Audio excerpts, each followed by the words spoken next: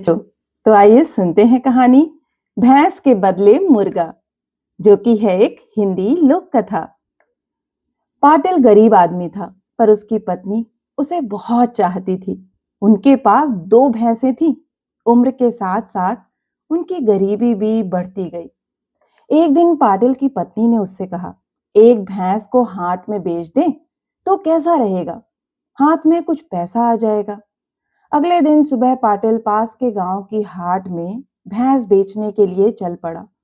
रास्ते में उसे एक आदमी मिला जो अपना घोड़ा बेचने के लिए उसी हाट में जा रहा था। पाटिल ने उसे बताया कि वह अपनी भैंस बेचने जा रहा है। उस आदमी ने भैंस को एक नजर देखा, बोला, इसके लिए इतनी दूर जाने की क्या जरूरत है? भैंस मुझे दे दो और मेरा घोड़ा ले लो। पाटिल ने सोचा, ठीक तो है, घोड़े की सार संभाल में कम झंझट है, बच्चे सवारी भी कर सकेंगे। सो उसने घोड़े से भैंस की अदला बदली कर ली। घोड़े पर बैठकर वह उसे हाट की ओर ले जाने लगा तो उसे पता चला कि घोड़ा अंधा है। थोड़ा आगे उसे एक आदमी मिला जिसके पास एक गाय थी। बाबा, घोड़े को लेकर कहाँ जा रहे हो?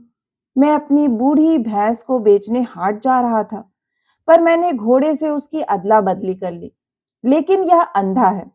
मेरी गाय बहुत सीधी है, खूब दूध देती है। चाहो तो यह ले लो और मुझे घोड़ा दे दो। मुझे घोड़े की जरूरत भी है। पाटिल को गाय देखने भालने में अच्छी लगी। गाय की देखभाल घोड़े से आसान है। वह अदला बदली के लिए राजी हो गया, पर यह पता चलने में उसे अधिक देर नहीं लगी कि गाय एक पांव से लंगड़ी है। थोड़ी देर बाद उसे बकरी को ले जाता एक आदमी मिला। उसने पाटिल से पूछा कि वह कहाँ जा रहा है। तो उसने कहा, मैं हाट में भैंस बेचने जा रहा था। रास्ते में मैंने उसे अंधे घोड़े से बदल लिया। उस घोड़े के बदले अब मेरे पास यह लंगड़ी गाय है। मुझे इसे बेचना होगा। बेचने की क्या जरूरत है? मुझे गाय चाहिए। तुम मेरी बकरी ले लो और गाय मुझे दे दो, उस आदमी ने कहा। पाटिल ने बकरी को हाँका तो उसने देखा कि वह बीमार है। वह हाट में पहुंचा तो उसने बगल में मुर्गा दबाए एक आदमी को देखा। पाटिल ने उसे बकरी देकर मुर्गा ले लिया। अब तक दोपहर हो गई थी। पाटिल के पेट में चूहे कूदने लगे, पर उसकी अंटी में एक भी पैसा नहीं था। सो उसने 1 रुपए में मुर्गे को हाट में बेच दिया। उस रुपए से उसने खाना खरीदा और तालाब में हाथ मुंह धोकर पीपल के नीचे खाने बैठा। उसने पहला कौर तोड़ा और उसे मुंह में डालने जा ही रहा था कि जाने कहां से लीर लीर कपड़े पहने एक भिखारी आया और बोला, कई दिनों से मैंने एक दाना भी नहीं खाया, एक रोटी दे दो भाई, बड़ी दया होगी। पाटिल पसीज गया। भिखारी भूखा रहे और वह ठूस ठूस कर खाए, यह उससे नहीं होगा। उसने खाने की पूरी पत्तल भिखारी को दे दी और घर लौट आया। उसकी पत्नी उसकी राह देख रही थी। वह घर पहुंचा तब तक पत्नी बच्चों को खिला पिलाकर फारिग हो गई थी। उसने पति से पूछा, हुआ है, भैंस कितने में बिकी? क्या बात है, तुम्हारा मुंह क्यों उतरा हुआ है? पाटिल ने कहा, बताता हूं, जरा दम तो लेने दो। पत्नी ने उसे पानी पिलाया। पानी पीकर पाटिल ने कहना शुरू किया, मैंने भैंस को बेचा नहीं, उसके बदले एक घोड़ा ले लिया। अच्छा किया। कहाँ है वह? बच्चों, देखो तुम्हारे बापू घोड़ा लाए हैं। ठहरो, घोड़ा नहीं है, उसके बदले मैंने गाय ले ली। यह तो और भी अच्छा है। कब से मेरी गाय की साध थी। बच्चों की गाय, बच्चों, बाहर जाकर देखो, बापू गाय लाए हैं। ठहरो ठहरो, मैं गाय घर लाना चाहता था, पर उसके बदले मैंने बकरी ले ली। बकरी तो और भी अच्छी है।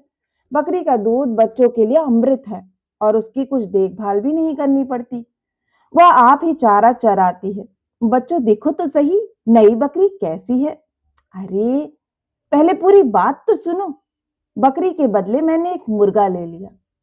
बेचारे पाटिल ने कहा, ठीक किया, तड़के वह हमें जगा दिया करेगा। कहाँ है वह? चलो सब चलकर देखते हैं। पत्नी ने उत्सुकता से कहा।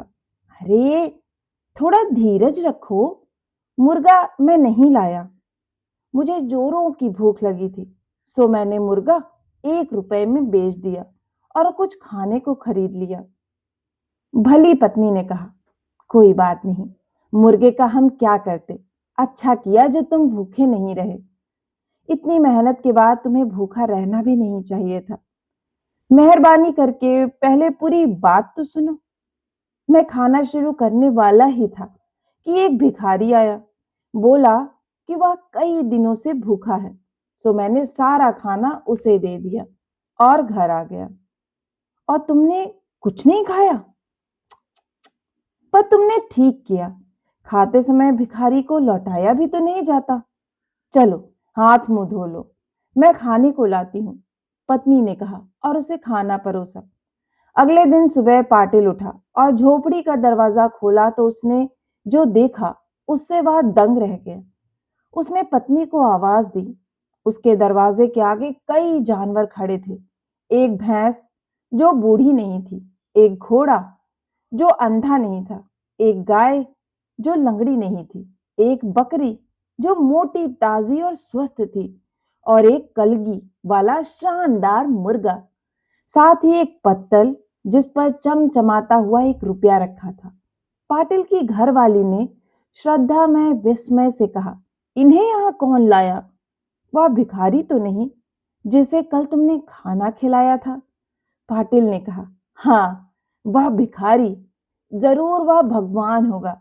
हाँ, जरूर ही वह भगवान होगा। तो बच्चों, आपको कहानी कैसी लगी? मुझे आशा है कि आपको ये कहानी बहुत ही पसंद आई होगी। अगर कहानी पसंद आई है तो इसे लाइक करें, अपने दोस्तों के साथ शेयर करें और हाँ, इसी तरह की मनोरंजक कहानियां सुनना चाहते हैं तो इस चैनल से जुड़ें और इसे सब्सक्राइब करना ना भूलें। फिर मिलती हूँ एक और नई और शानदार कहानी के साथ। तब तक आप सभी अपना खास ख्याल रखें।